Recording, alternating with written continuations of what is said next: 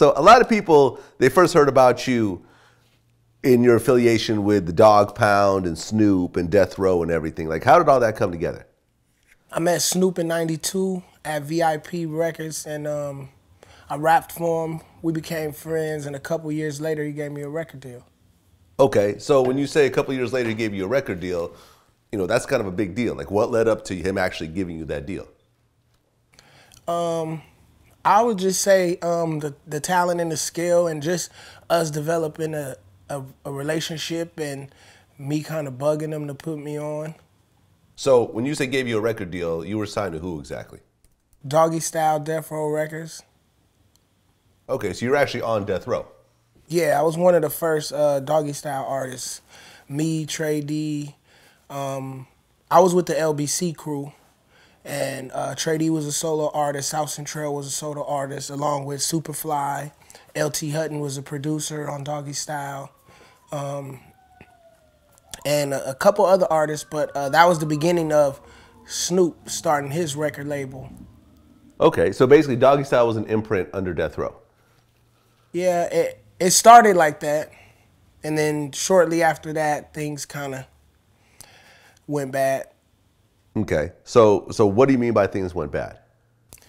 Well, Snoop's relationship with Death Row, as far as the business and, you know, with a lot of the staff up there, it was dissolving. So me being with Snoop personally, and being a friend with him, and just, you know, rolling with the Dog Pound, once he started having the issues with Death Row, we were kind of like left in the mix. I mean, we end up leaving and rolling with Snoop, but business-wise, I had to do something different. So if you recall, shortly after that, I signed with Priority Records, and I didn't have a deal with Snoop anymore. And, you know, it was a business decision that him and I made, and it became something that was the spawn of my career. Now, you were a Death Row. I mean, were you hang out with Snoop right when he first got on Death Row, or did you start coming by a little bit later? I would say a little bit later. Like, I started hanging with Snoop like when they dropped The Chronic.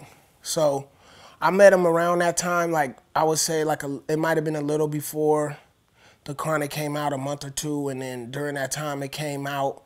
Like, I was actually good friends with him by the time he dropped Doggystyle album. When you talk about The Chronic, you talk about Doggystyle. You know, kids right now listening to this, I don't think really understand the significance of how big these albums were. Like The Chronic, a lot of people still consider that the greatest hip hop album of all time. And then Doggystyle came out, and that was like the hottest album, you know, after that. Yeah. I mean, I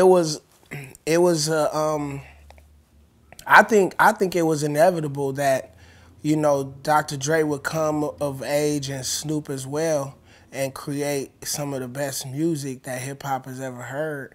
And I feel like, you know, just me from knowing Snoop, he's a very talented person, you know, and creative, and, you know, I feel like he was made to do that. Like, he was put on earth to make music and entertain people, from what I know of him and just the time I spent around him. So I feel like it's just awesome for me to, as an artist and a creative person as well, to get to be around those kind of creative individuals, you know, and people that have put up flags and set standards, and, you know, broken barriers, and just really started a whole wave of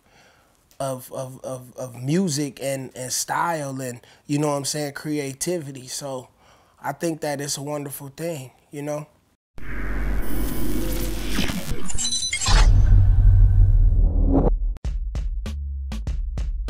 I've kissed him, and he's a good kisser, and that's all I'm gonna say for that. Yeah, he's a good kisser. He's an excellent kisser, probably one of the best I've ever had. I'm not gonna lie, man. You to be non-biased.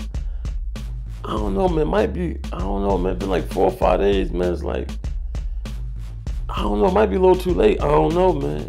It depends on how hard he come. He gotta come with some ether type shit, man.